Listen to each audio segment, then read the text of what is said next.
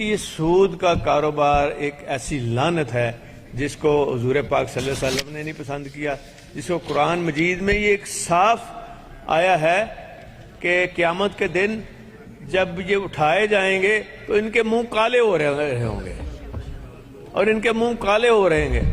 تو ہم نے ایک ایسا کام کیا ہے اس ساری اسمبلی میں، آپ کی قیادت میں، آپ کی اسپیکرشپ میں، کہ الحمدللہ یہ کام جو ہے اس کا کریڈٹ آپ کو انشاءاللہ تعالی اور آپ کو دعائیں ہر وقت ملتی رہیں گی۔ قائد اعظم نے کیا نعرہ لگایا تھا کہ پاکستان کا مطلب کیا؟ لا الہ الا اللہ محمد رسول اللہ۔ اور اس کا مقصد کیا تھا؟